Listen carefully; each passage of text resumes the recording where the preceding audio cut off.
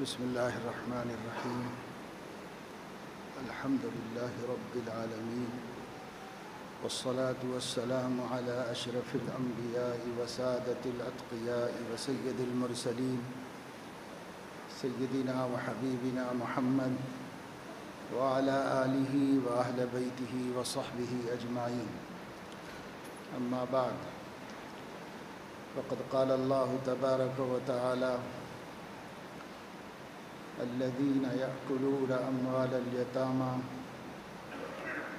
الذين يأكلون الربا لا يقومون إلا كما يقوم الذي يتخبطه الشيطان من المس ذلك بأنهم قالوا إنما البيع مثل الربا وأحل الله البيع وحرم الربا فمن جاءه موعظة من ربه فانتهى فله ما سلف وأمره إلى الله ومن عاد فأولئك أصحاب النار هم فيها خالدون يمحق الله الربا ويربي الصدقات والله لا يحب كل كفار أثيم.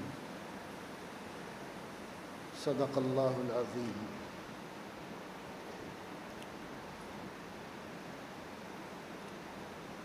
اسلام انسانیت کے واسطے ایک بہترین دستور حیات ہے، ایک زندگی گزارنے کا سب سے اچھا راحت بخش اور ایک دوسرے کے لیے خیر خواہی کا سبب بننے والا طریقہ حیات ہے۔ اسلام کی تعلیمات مسلمانوں کے مفاد میں، صرف مسلمانوں کے مفاد میں نہیں ہوتی، اسلامی تعلیمات پوری انسانیت کے لیے رحمت و برکت ہوتی ہے۔ اسلام اللہ کا بھیجا ہوا دین ہے اور اللہ اپنے سب بندوں کا الہ واحد اور معبود برحق ہے، اور سب بندوں کی خیر خواہی اس نے اپنے ذمے لی ہے، اور وہ سب کے ساتھ بھلائی کرتا ہے، اور ایسا دستور حیات اپنے پیغمبروں کے ذریعے انسانیت کو عطا فرماتا ہے جس سے انسانیت ہر قسم کی کرب، بے چینی، باہمی بغض و عناد اور رنجشوں، مصیبتوں اور تکلیفوں کی سے نجات پاتی ہے اور اس سے اپنے آپ کو محفوظ کر لیتی ہے۔ ایسی تعلیمات بالخصوص اس آخری دین میں، اس آخری شریعت میں، اس آخری نبی کے ذریعے اللہ تعالیٰ نے جو ہدایات، تعلیمات اور زندگی گزارنے کا اسوہ حسنہ اور بہترین نمونہ ہمیں عطا فرمایا ہے، یہ 100% انسانیت کے لیے رحمت ہے، برکت ہے۔ یا تو انسانیت اس میں غور نہیں کر پاتی، یا انسانیت تعصب اور عناد کی وجہ سے اس کا اعتراف نہیں کرتی، اسے قبول نہیں کرتی۔ جو لوگ سطحی قسم کی باتیں کرتے ہیں، وہ لوگ تو ہر ایمان والا کیا بے ایمان بھی سمجھ سکتا ہے کہ وہ سستی شہرت کے لیے اور دنیاوی مفاد کے لیے اسلام کے خلاف زہر اگلتے ہیں۔ ان کو اگر وہ جاہل ہیں تو بھی، اگر وہ پڑھے لکھے و سمجھدار ہیں تب بھی اسلام کا رحمت ہونا بآسانی سمجھ میں آ سکتا ہے، اور اسلامی تعلیمات میں جو حکمتیں ہیں اور جو اس کے اندر انسانیت سے ہمدردی اور بہی خواہی ہے، وہ سمجھنے کے لیے کوئی بہت بڑے قابل انسان بننے کی ضرورت نہیں ہے۔ اللہ رب العزت نے اتنی آسانی کے ساتھ فطری احکام ہمیں دیے ہیں کہ اللہ کا ہر حکم انسانی فطرت کو اپیل کرتا ہے اور انسانی فطرت کے ساتھ جوڑ کھا جاتا ہے۔ اس لیے اس کو بہت زیادہ فلسفے کے طور پر سمجھانے کی ضرورت نہیں ہے، بہت باریک بینی کے ساتھ اس میں غور کرنے کی ضرورت نہیں ہے۔ اسلامی تعلیمات انسانیت کے واسطے رحمت ہیں، ہر کوئی غور کر سکتا ہے۔ خاص طور سے اسلام کی معاملتی تعلیمات، معاشرتی تعلیمات ہر ایک کے حق میں سراپا خیر ہے، رحمت ہے، برکت ہے۔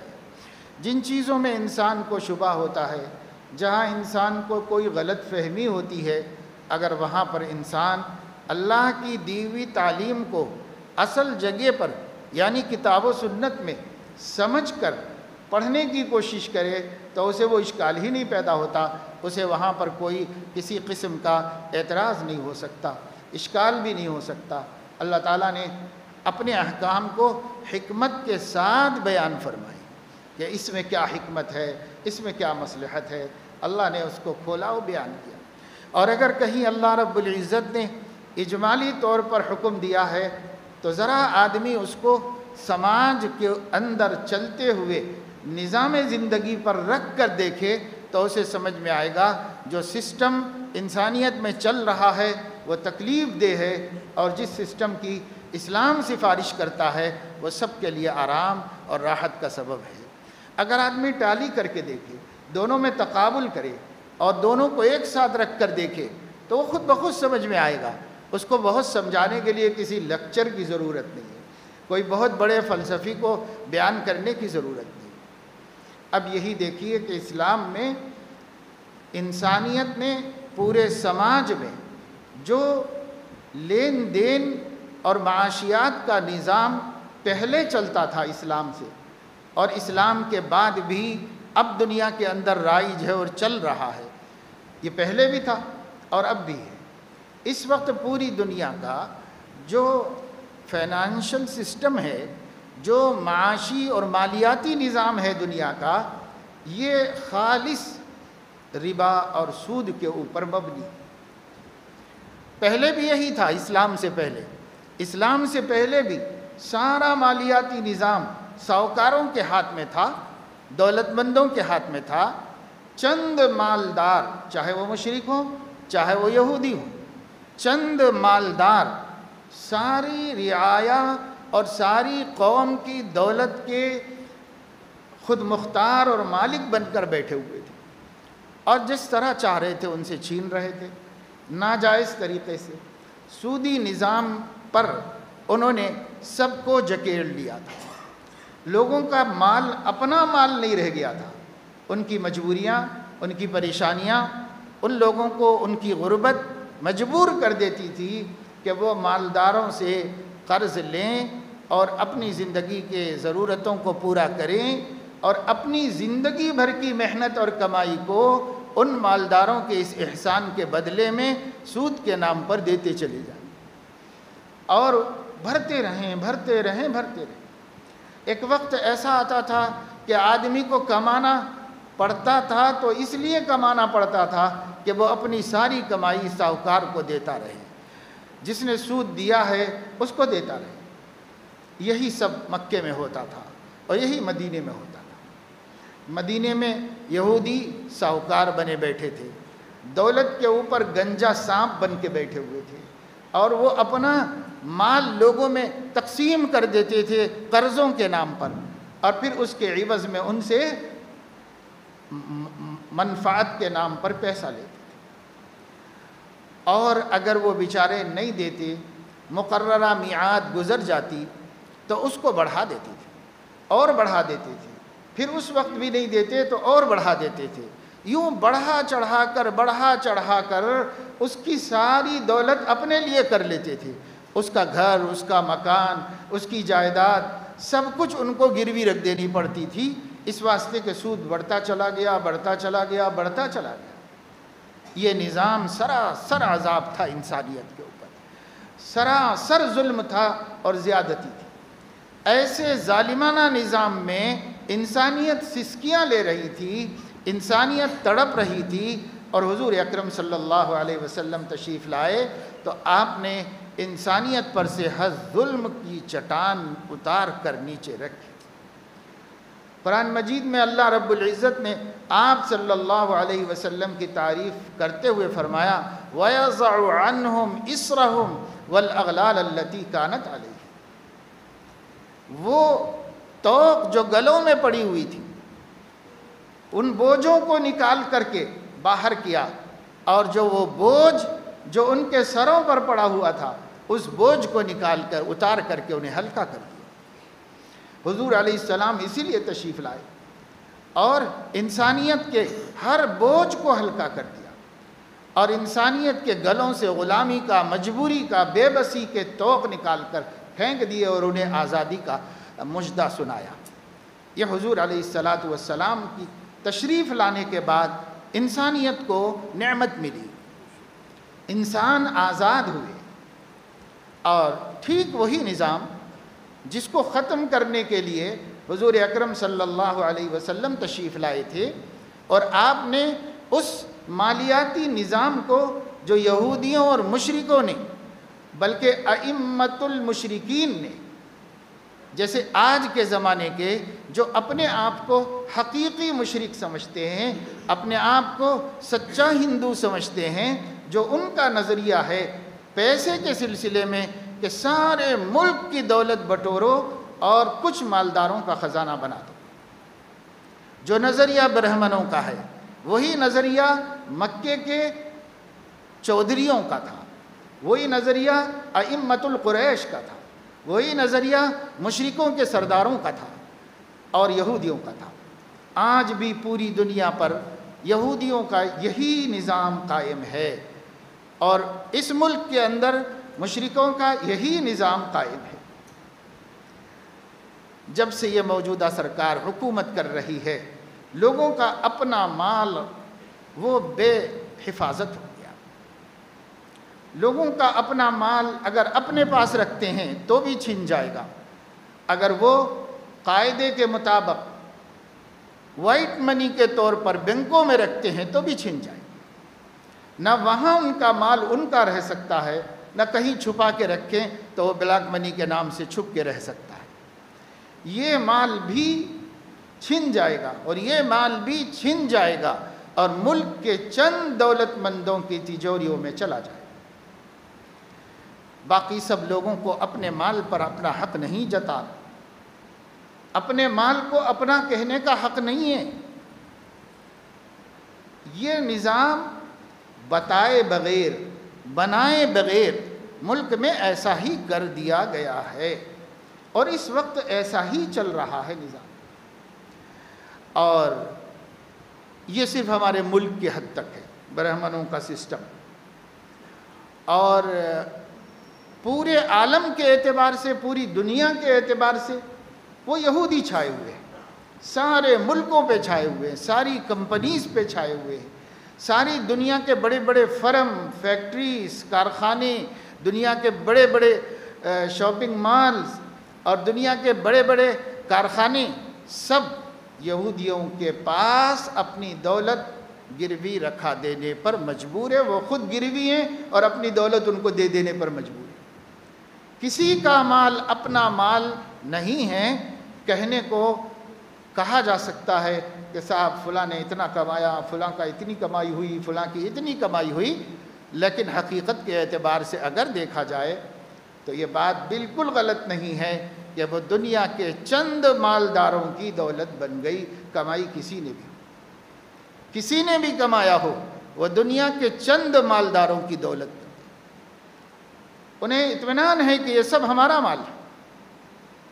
ایسا سسٹم اب بھی بنا لیا گیا، ایسا پہلے بھی تھا اسلام سے، پر جب اسلام آیا اور جب تک اسلامی نظام قائم رہا، ہر انسان کی محنت کی کمائی اس انسان کی تھی، اس میں کسی کا دخل نہیں تھا۔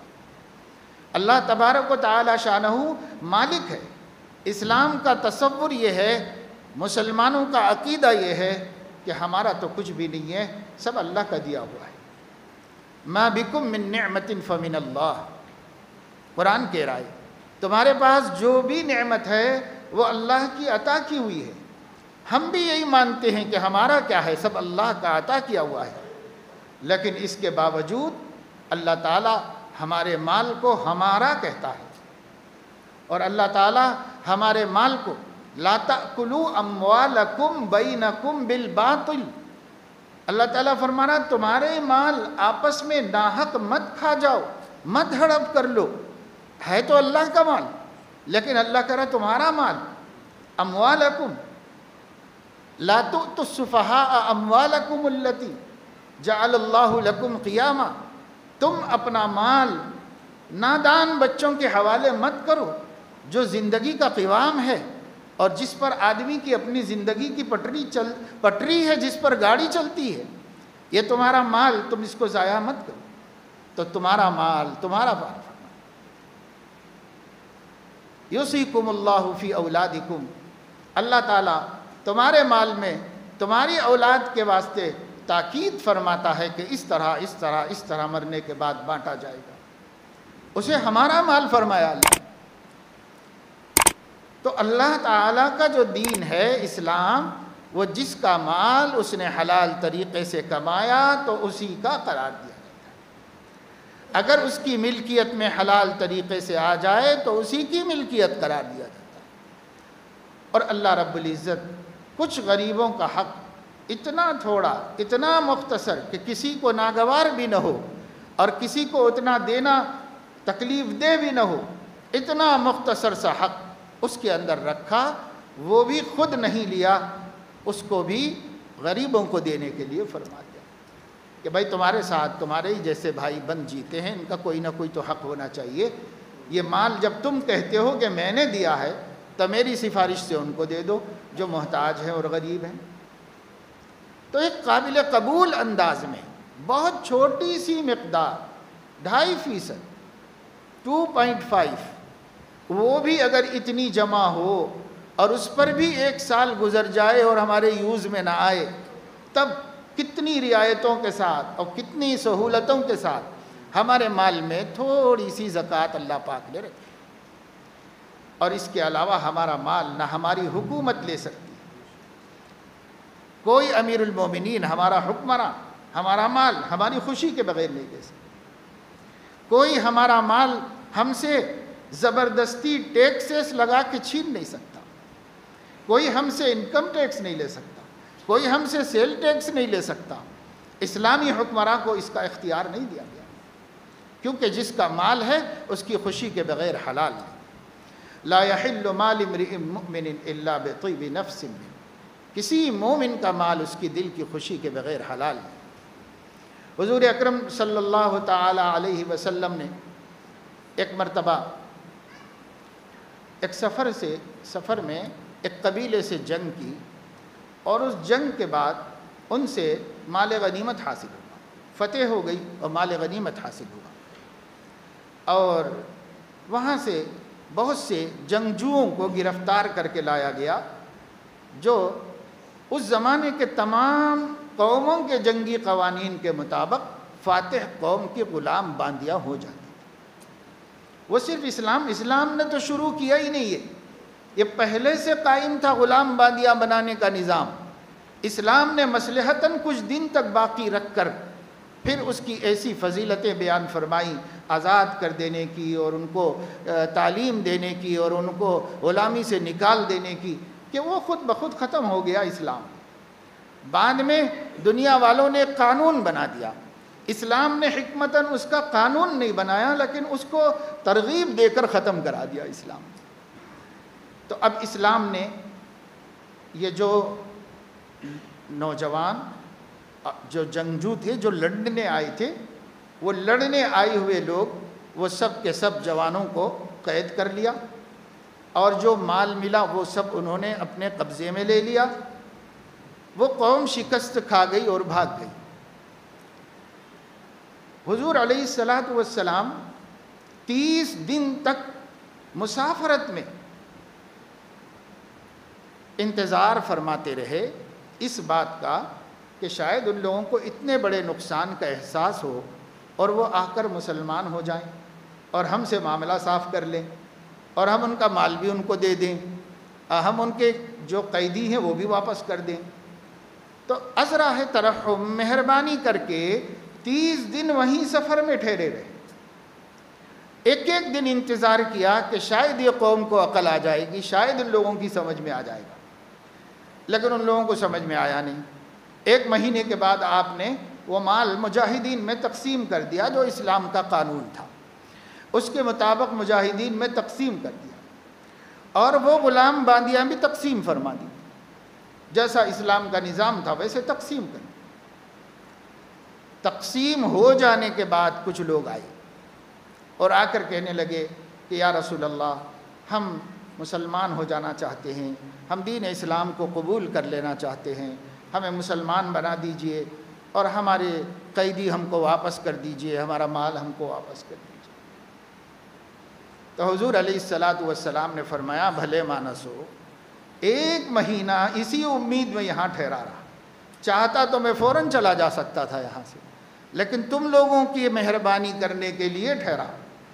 تو 1 مہینہ تو تم نے سوچا سمجھا کچھ نہیں، اب میں نے جس کا حق اس کو دے دیا، وہ لوگ اس کے مالک بن گئے اسلامی نقطہ نظر کے مطابق، اب تم لوگ آئے ہو تو میں کیا کر سکتا ہوں؟ پھر بھی اتنا کرو کہ 2 میں سے کوئی ایک چیز تم کو چھوڑو، یا تو غلام باندیا چھوڑ دو یا مال چھوڑ۔ میں ایک چیز پر ان لوگوں کو راضی کر لوں گا، مسلمانوں کو، کہ بھئی کسی ایک چیز پر میرے خاطر راضی ہو جاؤ، مگر میں اب جبر نہیں کر سکتا، کیونکہ ان کا مال بن گیا، ان کا مال بننے کے بعد میں نہیں لے سکتا اس میں سے، وہ ان کا مال ہے، میں ان کی خوشی کے بغیر نہیں لے سکتا۔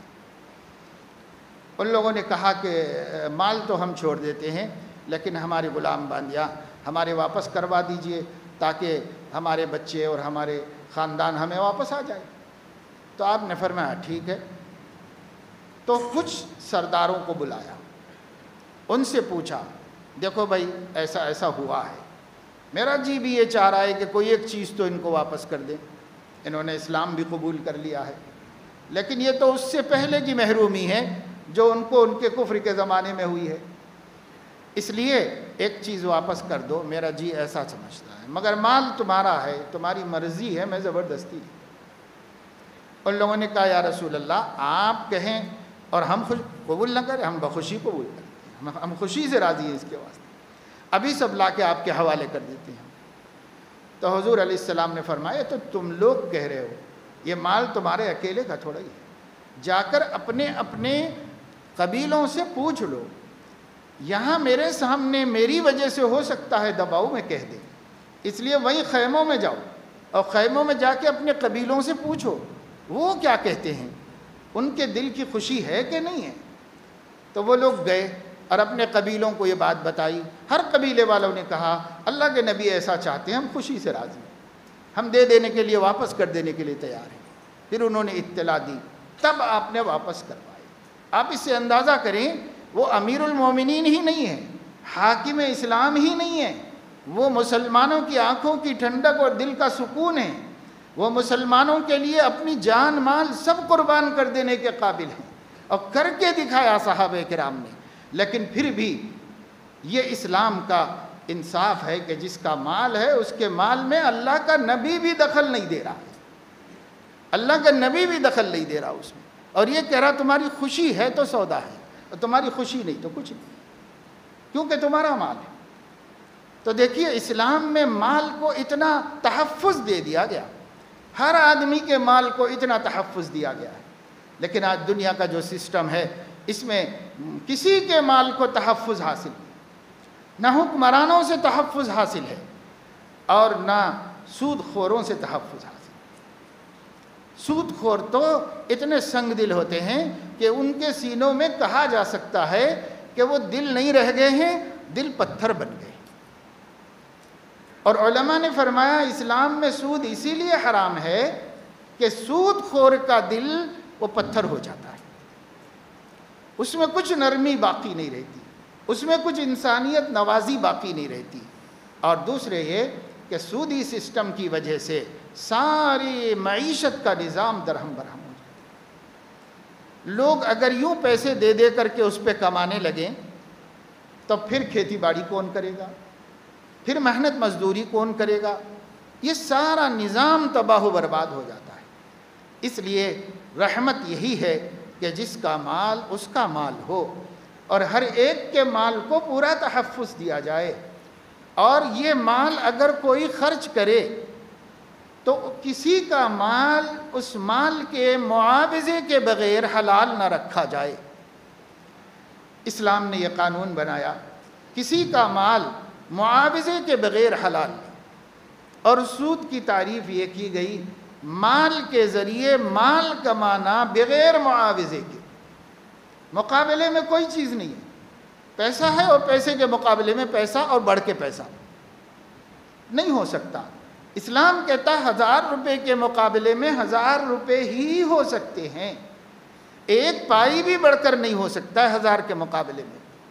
اگر بڑھ کے ہوگا تو معاوضے میں ادھر سے مال ہوگا، کوئی مال ہوگا معاوضے میں، یا محنت ہوگی یا کچھ ہوگا اس کے مقابلے۔ اگر مقابلے میں کچھ نہیں ہے تو پھر ایک پائی بھی حلال نہیں۔ یہ نظام اسلام نے بنایا۔ کلو قرض جر نفعا فہو ربا۔ اللہ کے نبی صلی اللہ علیہ وسلم نے فرمایا ہر قرضہ جو فائدہ لے کر آئے وہ ربا ہے۔ عام قانون بتا دیا، کلو قرض جر نفعا فہو ربا، ہر قرضہ جو فائدہ لے کر آئے وہ ربا ہے۔ وہ ربا ہے، وہ سود ہے۔ کیا سود ہے؟ بدترین عمل ہے، بدترین گناہ ہے۔ حدیث میں ہے کہ سود وہ گناہ ہے جس کو اللہ معاف نہیں فرماتا، جیسے شرک کو اللہ معاف نہیں فرماتا، قرآن حدیث میں صاف صاف آیا ہے۔ لیکن بعض حدیثوں میں ڈرانے کے لیے حضور علیہ السلام نے یہ فرمایا کہ سود معاف نہیں کرتے اللہ تعالیٰ، یہ بدترین جرم ہے، بدترین جرم۔ اس لیے بدترین جرم ہے کہ یہ انسانیت کا خون چوسنا ہے، یہ غریب کی مجبوری کا فائدہ اٹھانا ہے، یہ سامنے والے کی مصیبت اور بے بسی اور بے کسی کا اوپر اس کا استحصال کرنا۔ اسلام نے بڑا گناہ کہا۔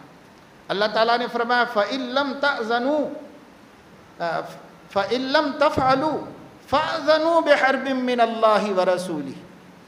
اگر سابقہ سود بھی یہ آیت نازل ہونے کے بعد نہیں چھوڑو گے، آیت نازل ہونے سے پہلے جو سودی معاملات تھے، اللہ نے فرمایا یا ایھا الذین آمنوا اتقوا اللہ، اے ایمان والو اللہ تعالیٰ سے ڈرو، وذروا ما بقی من الربا، اس حکم کے آنے سے پہلے جو تمہارے ربا باقی ہیں، جو سود کی قسطیں آنی باقی ہیں، چھوڑ دو، ضرور چھوڑ دو اس کو، اب نہیں لینا۔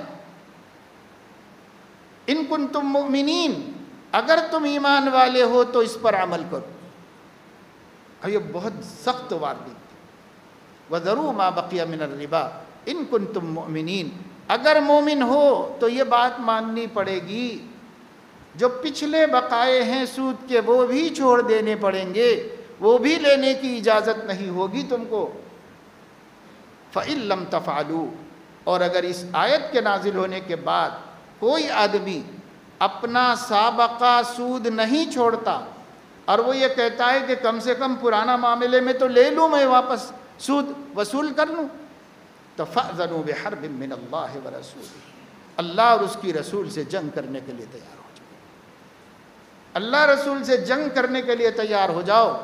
وہ شخص جو سود معاف کرنا، پہلے تو لینا نہیں تھا اس کو، لیکن اگر مقرر کر لیا تھا جہالت سے، پھر قرآن پڑھ لیا، قرآن کی یہ آیت پہنچ گئی اور اس کے بعد بھی نہیں چھوڑا سود اور لے کے رہا یا لینے کا دعویٰ کیا کہ میں لوں گا، تو وہ شخص ایک فریق ہے اور اللہ رسول ایک فریق ہے، اور اللہ تعالیٰ اس کو اعلان کر رہا ہے سن لو اعلان جنگ، اب ہماری تمہاری لڑائی شروع ہوگی۔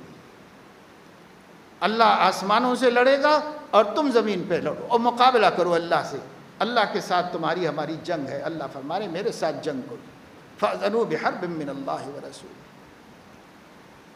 اور اگر چھوڑ دو گے تو اللہ تعالیٰ تم پر اپنا فضل فرمائے گا، رحم فرمائے گا، تمہارا ایمان مضبوط ہوگا، تمہارے مال میں برکت ہوگی۔ اور فرمایا الذین یأکلون الربا، جو لوگ سود کھاتے ہیں کھلاتے ہیں، دونوں حکم میں برابر ہیں۔ بہت سے لوگ کہتے ہیں بھائی ہم سود لے رہے نہیں، ہم سود دے رہے، لیکن یہ بات ذہن میں رکھ لو کہ سود لینا دینا حکم میں برابر ہے، دینے کا بھی وہی حکم ہے حرام ہو جانے کے بعد، لینے کا بھی وہی حکم ہے۔ لینے والا تو ہے ہی اللہ کی نظر میں جنگ، اللہ کے ساتھ جنگ کی حالت میں ہے، جو دے رہا ہے وہ بھی تو اس کو لینے کا ذریعہ بن رہا ہے، وہ بھی تو سبب بن رہا ہے اس کے لینے کا سود۔ لہٰذا وہ دینے والا بھی برابر ہے. کوئی دینے والا نہ ہو تو کس سے لینے والا لے گا؟ کس سے لے گا وہ کوئی دینے والا نہ ہو؟ اس لیے اللہ تعالیٰ نے فرمایا الذین یأکلون الربا لا یقومون الا کما یقوم الذی یتخبطہ الشیطان من المس. جو لوگ سود خور ہیں، سود کھاتے ہیں یا ان کے کھلانے میں مدد کرتے ہیں، اللہ رب العزت فرما رہے ہیں جب وہ اپنی قبروں سے اٹھیں گے قیامت کے دن یا محشر میں لائے جائیں گے تو وہ سیدھے سے کھڑے بھی نہیں ہو پائیں گے. لا یقومون، کھڑے نہیں ہو پائیں گے. اب ہونے کی کوشش کریں گے کیونکہ سب کو قبروں سے اٹھ کر کھڑے ہونا ہے اللہ کے سامنے اور سب کو محشر میں آنا ہے. تو کیسے آئیں گے؟ الا کما یقوم یتخبطہ الشیطان من المس.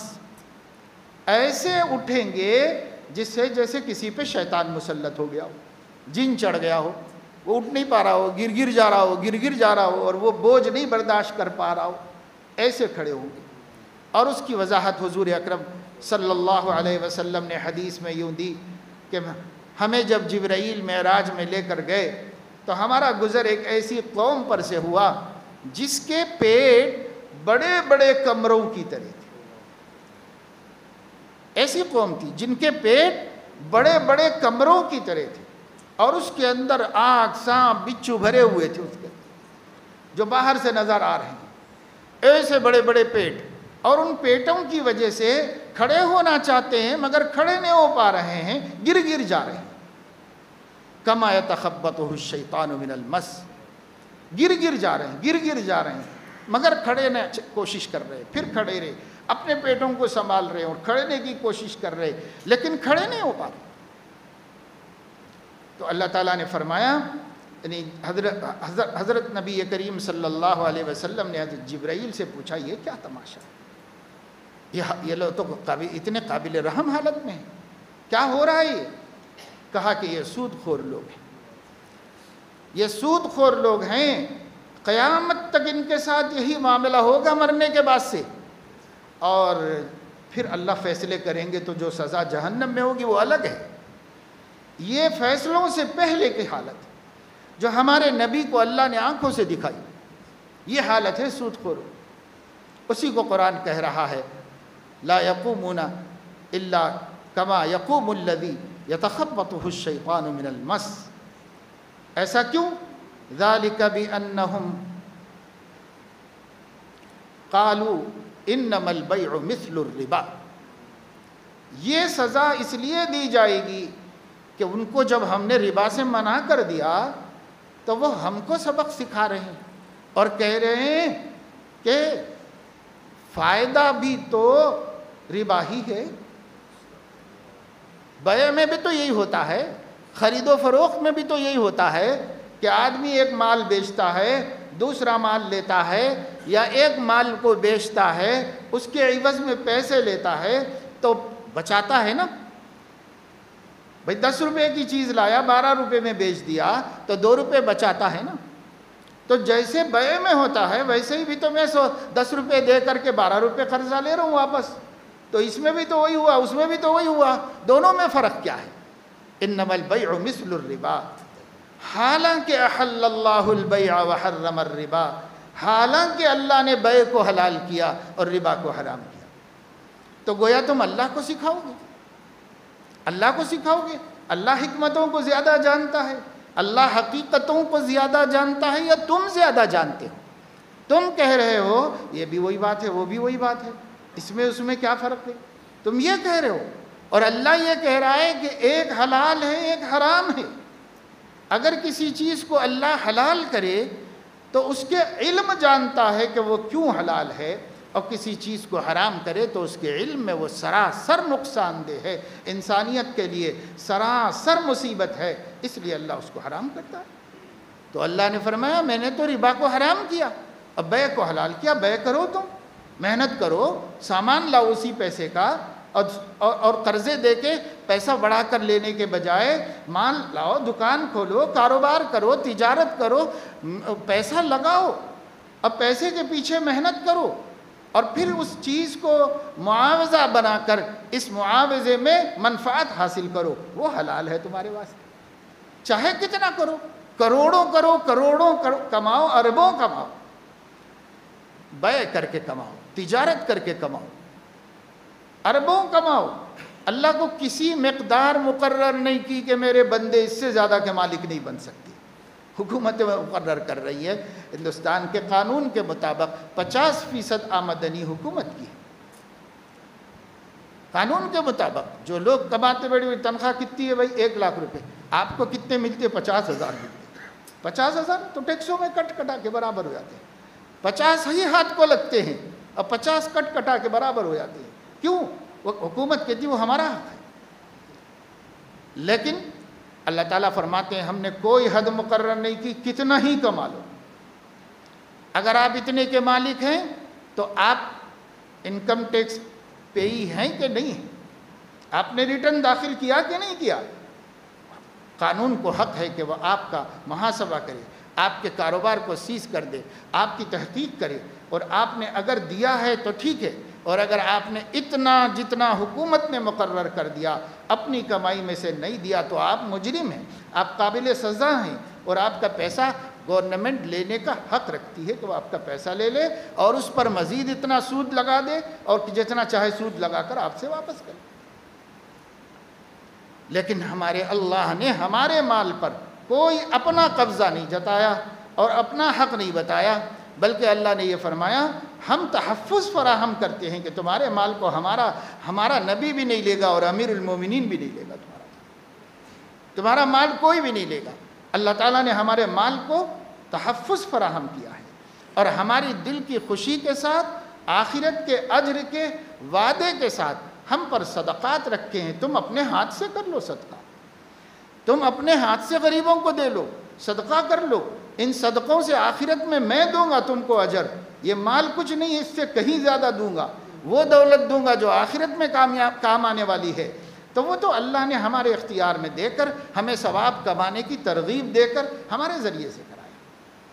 آج غیر مسلم بھی بہت سے ہیں جو اچھے کام کو اچھا سمجھ کر اپنی خوشی سے خرچ کرتے ہیں، ان کو ذرا بھی تکلیف نہیں ہوتی، لیکن ان کو زبردستی کسی کو پیسہ دیتے ہوئے دکھ ہوتا ہے، تکلیف ہوتی ہے۔ اس لیے اللہ نے زبردستی کسی سے پیسہ نہیں لیا۔ اللہ رب العزت نے ایک ضابطہ قانون بنایا، تو اللہ تعالیٰ فرما رہے ہیں بے منع نہیں ہے، تجارت کرو، اس سے جو بڑھ کر آئے گا سب خیر ہے، برکت ہے، برکت ہے۔ اسلامی طریقوں سے کماؤ، جتنا چاہے کماؤ۔ بڑے بڑے دولت ہیں مند صحابہ میں بھی تھے، عبد الرحمن ابن عوف دولت مند آدمی تھے، عثمان غنی دولت مند آدمی تھے، اور ایسے دو ہی نہیں تھے، سینکڑوں صحابہ کرام مالدار تھے۔ اور حضور علیہ السلام کے بعد حضرت عمر، حضرت عثمان کے دور میں تو بڑے بڑے دولت مند لوگ تھے۔ خود حضرت انس بن مالک رضی اللہ تعالیٰ عنہ 10 سال حضور کی خدمت میں تربیت پائے۔ حضرت انس بن مالک مدینے کے مالدار ترین لوگوں میں سے تھے، اللہ نے خوب مال عطا فرمایا تھا، بڑی بڑی تجارتیں ان کی تھیں جس میں وہ کاروبار کرتے تھے۔ تو اس طرح پیسہ کمانا منع نہیں، لیکن پیسہ دے کر پیسے کے بدلے پیسہ بڑھ کر لینا، اس کی کوئی گنجائش نہیں، یہ گنجائش نہیں۔ اور جب یہ لینا درست نہیں تو وہ دینا بھی درست نہیں اس کا۔ حضور علیہ السلام نے فرمایا آکل الربا وموکلہ، جو سود کھاتا ہے اور جو سود کھلاتا ہے، بلکہ بعض حدیثوں میں جو سود کے معاملات میں پڑتا ہے، دلال بنتا ہے، وہ بھی جہنم میں، سب جہنم میں جانے والے۔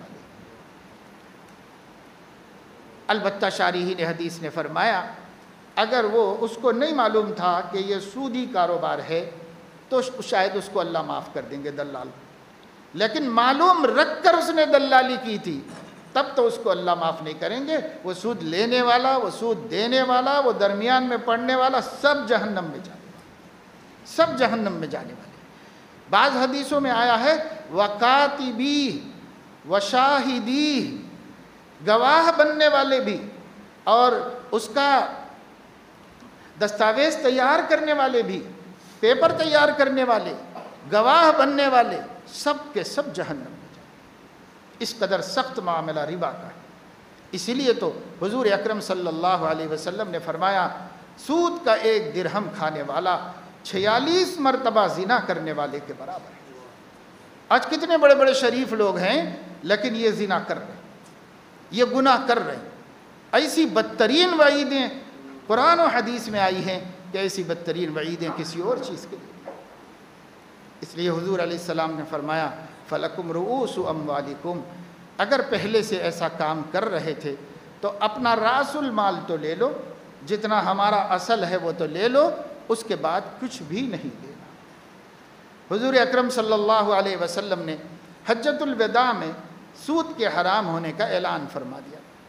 جب اعلان کر دیا تو یہ بھی فرما دیا کہ ہمارے خاندان والوں نے جاہلیت کے دور میں اسلام سے پہلے جو لوگوں کو قرضے دیے ہوئے ہیں اور وہ سود کے ساتھ واپس آنے کے معاہدے ہوئے ہیں، میں اس کے معافی کا اعلان کرتا ہوں۔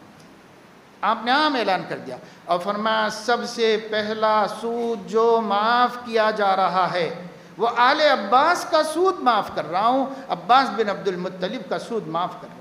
جس کو بھی قرضہ آنا ہے وہ صرف ہمیں قرضہ لا کر واپس کرے، اوپر کا پیسہ ہم نہیں لے لیں۔ اس لیے حضور علیہ السلام نے، کیونکہ حضور نے تو ایسا کیا نہیں تھا، پر اپنے خاندان کے قریبی آدمی کا سود معاف کر کے اعلان کر کے اس بات کو مضبوط کر دیا کہ ہم نے پہل کر دی ہے، اب سب مشرکوں کو بھی عمل کرنا ہے، مومنوں کو بھی عمل کرنا ہے۔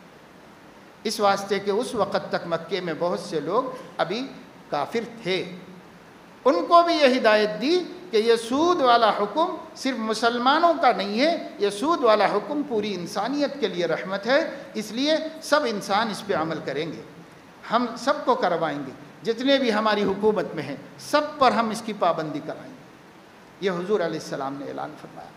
تو میرے عزیز و دوستو، آج مسلمانوں نے بہت آسان سمجھ رکھا ہے سود کے، بہت آسان سمجھ۔ جو لوگ بہت بڑے بڑے کاروبار کر رہے ہیں، وہ سودوں سے بڑے بڑے شو روم کھل رہے ہیں، بڑے بڑے کاروبار سود کے ذریعے سے ہو رہے ہیں۔ اسی طریقے سے چھوٹا موٹا کاروبار کرنے والے بھی ذرا قرضوں میں آ گئے، تنگی میں آ گئے، حساب کتاب سے کرتے نہیں، ذرا دکان چلنے لگی بس فضول خرچیاں شروع کر دیں، دعوتوں میں اسراف اور یہ اور عقیقہ اور چلہ اور چھٹی، نئی نئی کے دعوتیں یاد آنے لگیں۔ اب چارہ ہماری دکان چل رہی ہے، چلو یہ کرو یہ کرو یہ کرو، تو مال بیوپاریوں سے آتا رہا اور ہم اس مال کے قیمت واپس کرنے کے بجائے دعوتوں میں اڑاتے رہے، فیشن میں اڑاتے رہے، گاڑیاں خرید کر، تماشے کر کے، اچھے اچھے قیمتی کپڑے بنا کر، دکھاوا کر کے ہم نے پارٹیوں کو پیسہ ادا نہیں کیا، جو کما رہے تھے وہ اپنے اوپر خرچ کر لیا۔ اب پارٹیوں کا پریشر بڑھنے لگا کہ بھائی پیسہ دو تو مال ملے گا، پچھلا پیسہ ہی نہیں دے رہے ہو تو تم کیسے مال ملے گا؟ تو اس کا نتیجہ یہ ہوا سیدھے سے بینک میں چلے جاؤ، ایک درخواست داخل کرو، وہاں سے قرضہ اٹھاؤ اور پارٹیوں کو ادا کرو۔ پھر بینک کے پیسے دے نہیں پاتے، اس لیے کہ جتنی آمدنی ہوتی ہے اس آمدنی میں یہ گل چھرے اڑا نہیں سکتے، اور تنگی سے گزارا مشکل سے آرام سے ہو سکتا ہے، مگر جو ہم فضول خرچیاں کرتے ہیں یہ فضول خرچیاں نہیں ہوتی۔ شادی کرنا ہے، یہ رسم وہ رسم وہ رسم، کہاں سے آیا پیسہ؟ تو مٹی پہ اٹھا لیا صاحب، سود پہ اب تو لے لیا، ارے لینے کو لے لیا، بعد میں کیا ہوگا؟ زندگی کا کیا ہوگا بعد میں؟ اور کیسے ہم اپنی زندگی میں اس کو ادا کریں گے؟ ادا کرنے میں عمریں گزر گئی لوگوں کی، اور عمریں گزر گئی اور کوئی انتظام نہیں، واپس کرنے کا کوئی انتظام نہیں۔ ہمیشہ قرضہ جب لینا چاہیے جب واپسی کے کچھ اسباب ذہن میں ہوں، یقینی اسباب ہوں، تب لینا چاہیے آدمی کو۔ حضرت عمر رضی اللہ تعالیٰ عنہ پہ قاتلانہ حملہ کیا گیا۔ حضرت عمر رضی اللہ تعالیٰ عنہ کا آخری دن تھا۔ حضرت عمر نے کہا کہ بیٹے کو بلاؤ۔ عبداللہ ابن عمر رضی اللہ عنہما جلیل القدر صحابی، بڑے اونچے درجے کے صحابہ میں سے تھے، ان کے بیٹے، وہ آئے فوراً آ رہے تھے۔ حضرت عمر رضی اللہ تعالیٰ عنہ کی نظر پڑی کہ ان کی لنگی جو تھی وہ ٹخنے کے نیچے تھی۔ حضرت عمر نے اس حالت میں کہ زخمی ہیں، آخری وقت ہے، خون نکل گیا ہے جسم سے حملہ ہونے کی وجہ سے، حضرت عمر نے عبداللہ ابن عمر تشریف لا رہے تھے، نظر پڑی تو فرمایا پہلے اپنے کپڑا اونچا کرو۔ حضور علیہ السلام نے فرمایا ٹخنا مرد کا اگر اوپر کے کپڑے سے چھپا ہوا ہے تو وہ جہنم میں ہے، اس لیے بیٹا پہلے یہ جہنم سے بچ۔ اس کے بعد بلایا اور پھر حضرت عمر رضی اللہ تعالیٰ عنہ نے کہا میرے قرضے کا حساب کرو کہ میں کس کس کو کیا کیا دینا باقی ہوں، اس کے قرضے کا حساب کروایا۔ جب حساب ہوا کوئی 85-80 ہزار روپے کا حساب، حضرت عمر رضی اللہ تعالیٰ عنہ نے فرمایا کہ دیکھو جو میری جائیداد ہے ذاتی یہ بک کے ادا ہو جاتا ہے تو بہت اچھا ہے، ورنہ میرے اپنے خاندان کے جو لوگ ہیں ان خاندان کے لوگوں سے تم اس سلسلے میں مدد طلب کر کے میرا قرضہ ادا کر دینا۔ حضرت عمر نے قرضے کی وصیت کی، انتظام تھا، حضرت عمر کے اپنا کچھ جائیداد تھی، خیبر میں حضور علیہ السلام نے جو مال مہاجرین کو دیا تھا ان کا بھی تھا، ان کی جائیداد تھی حضرت عمر رضی اللہ تعالیٰ عنہ کی۔ تو اپنے قرضے بھی اس لیے کہ وہ امیر المومنین تھے، کمانا دمانا بند ہو گیا، صرف پوری دنیا کی فتوحات کر کے اسلام کا سارے عالم کے اندر غلغلہ کر دیا، آدھی دنیا پر حکمرانی کی، پورے 8 برس اس اسلام کو اور مسلمانوں کو مضبوط کرنے میں نکل گئے، اس لیے مقروض ہو گئے، پر قرضے کی فکر ہے مرنے سے پہلے اور اس کا انتظام کر رہے ہیں بیٹے کو بلا کر کے۔ حضرت طلحہ رضی اللہ تعالیٰ عنہ نے بیٹے کو بلا کر کے حضرت عبداللہ بن جابر بن عبداللہ رضی اللہ تعالیٰ عنہ نے، بخاری شریف میں ہے کہ انہوں نے بلا کر کے اپنا سب بتایا کہ دیکھو بیٹا اتنا لوگوں کے پاس امانتیں تھیں، وہ امانتیں کوئی رکھاتا تھا تو ازراہ کرم یہ کہتے تھے کہ امانت مت رکھاؤ مجھے قرضہ دے دو، یہ کہتے تھے، صرف اس وجہ سے کہ اگر امانت کبھی ضائع ہو جاتی ہے تو اس شخص کے ذمے نہیں ہے واپس کرنا، تو وہ بیچارہ محروم ہو جائے گا، کچھ چوری ووری ہو جائے تو اس کو کچھ نہیں ملے گا، تو وہ یہ کہتے تھے تم قرضہ دے دو بھائی، قرضہ دینا میرے ذمے واجب ہو جائے گا، اس لیے امانت رکھا تھا کوئی تو قرضہ بنا دیتے تھے اس کو، اور قرضہ بنا کر کے خیر خیرات کر دیتے تھے۔ لیکن کچھ زمینیں بھی انہوں نے خرید کے رکھی ہوئی تھی، غابہ میں ان کا ایک پلاٹ تھا، اور اسی طریقے سے انہوں نے بحرین میں ایک مکان خرید رکھا تھا، مدینے میں ان کے 11 مکانات تھے، انہوں نے وہ چیزوں کو جائیداد بنا دیا تھا، اور اس کے بعد یہ کہہ دیا تھا کہ بیٹا میرے مکانات ہیں، میری جائیداد ہے، تم اس سے قرض ادا کر دینا، اتنے لوگوں کا قرضہ میرے ذمے۔ چنانچہ ان کے صاحبزادے نے قرضہ ادا کیا، ایک ایک پلاٹ بیچ کر کے اعلان کر دیا، قرضے ادا ہوئے۔ پھر اس کے بعد بھائی بہنوں نے کہا کہ ہم لوگوں کو بانٹ دو اب بچا ہوا، کیونکہ ہمارے ابا کی میراث ہے، وصیت بھی ہو گئی اب ہم کو بانٹ دو۔ وصیت بھی کی، وصیت یہ کی کہ ان کے جو بیٹے عبداللہ تھے وہ عبداللہ کے بعض بیٹے ان کے بیٹوں کے برابر تھے، یعنی بڑے ہو گئے تھے بہت، تو وہ پوتروں کو چونکہ ملتا نہیں، اس وجہ سے وصیت فرمائی کہ تمہارے 2 بیٹوں کو میرے مال میں سے اتنا دے دینا، اس کی وصیت فرمائی۔ تو پہلے قرضہ ادا ہوگا، پھر وصیت پر عمل ہوگا، پھر وارثین میں تقسیم ہوگا۔ تو قرضہ ادا ہو گیا اور وصیت پر عمل کر دیا، اب بھائیوں نے بہنوں نے کہا ہمارا حصہ دو، تو انہوں نے کہا 4 سال تک مکے میں اعلان کروں گا کہ میرے ابا کا اگر کوئی قرضہ ہے، قرضہ دار ہے تو آ جاؤ پہلے قرضہ لے لو، اور اس 4 سال کے بعد بھی کوئی نہیں آئے گا تب میں تم لوگوں میں بانٹوں گا اس کو۔ چنانچہ 4 سال وہ مکے میں جا کے حج میں اعلان کرتے رہے، اور 4 سال کے بعد پھر جائیداد تقسیم کی، اور ایک بھائی کو، ایک بہن کو اللہ نے اس میں برکت عطا فرما دی۔ حضرت عبداللہ کی، ان کے ابا کی 4 بیویاں تھیں جو زندہ تھیں ان کے انتقال کے وقت میں، وہ وارث بنی ہیں، اور ایک بیوی کو 8 لاکھ روپے ملے اس زمانے میں، ایک بیوی کو 8 لاکھ روپے ملے، اتنا پیسہ بیویوں کو ملا، اور چاروں کا ملا کر کے 32 لاکھ روپیہ، اور وہ 8واں حصہ، باقی 7 حصے بھائی بہنوں میں تقسیم ہوئے، اتنا بچا۔ امام بخاری رحمۃ اللہ علیہ نے اس کا عنوان قائم کیا ہے کہ اللہ تعالیٰ نے مال غنیمت میں زندگی میں بھی برکت دی ہے اور موت کے بعد بھی برکت دی ہے۔ اتنا مال بنا وہ کہ وہ یہ سمجھ رہے تھے کہ قرضہ ادا نہیں ہوگا اس میں۔ لوگوں نے بھی کہا کتنا ہے تمہارے ابا کا مال؟ اتنا ہے. قرضہ کتنا ہے؟ اتنا ہے. کیا ادا ہوگا بھائی اس سے؟ ایک دوست آ کے ہمدردی کر کے گئے بیٹے سے کہ اگر ضرورت پڑے تو میری مدد لے لینا قرضے ادا کرنے کے سلسلے میں خوشی سے ادا کروں گا. اور ایک صاحب آئے اور انہوں نے کہا کہ 4 لاکھ روپے باقی ہے لیکن میں معاف کر دیتا ہوں اس کو. تو انہوں نے کہا معاف کچھ نہیں، سب کے واپس کروں گا انشاءاللہ تعالی. تو انہوں نے کہا کہ ایسا تو کر لو گے مجھے آخر میں کر دو. انہوں نے کہا نہیں، پہلے آپ کا ہی نمٹا دیتا ہوں، پہلے آپ کا ہی نمٹا دیتا ہوں. اللہ نے وہ برکت عطا فرمائی. نیت صحیح ہو، سود کا درگزر نہ ہو اپنے مال میں، سب حلال ہو، اللہ پاک برکت فرماتے ہیں، کام بناتے ہیں. دوستو بزرگوں، اللہ کے لیے سود کے سلسلوں کو مسلمان چھوڑیں. خصوصاً جو مسلمان غریب ہیں وہ صرف رسومات کی وجہ سے قرضے لے رہے ہیں، شادی بیاہ کی رسومات میں قرضے لے رہے ہیں اور چھلا چھٹنی کی رسومات میں قرضے لے رہے ہیں، اور اس میں قرضے، اس میں قرضے، اس میں قرضے، قرضوں میں ڈوبے ہوئے ہیں. کوئی سورس نہیں، کوئی ذریعہ نہیں ادا کرنے کا. مر جائیں گے تو کیا ہوگا اس کے بارے میں سوچنا نہیں ہے، اور یہ شاید ایسا سمجھتے ہیں کہ ہم مرنے ہی والے نہیں. بہت بڑا مسئلہ ہے، بہت بڑا مسئلہ ہے. اللہ کے لیے ہمیں خوف کرنا چاہیے، ڈرنا چاہیے اور ان چیزوں سے اپنے کو دور کرنا چاہیے. اللہ تعالیٰ مسلمانوں کو اس بدترین بلا سے اور اللہ تعالیٰ کے ساتھ جنگ کی حالت میں جینے سے مسلمانوں کو محفوظ فرمائے. ہر ایک آدمی کو سود کی لعنت سے بچائے. جو لوگ مبتلا ہو گئے کسی نہ کسی طریقے سے اللہ اس سے ان کی جان چھڑائے اور اللہ انہیں اس سے محفوظ فرمائے. آمین. وآخر دعوانا الحمدللہ.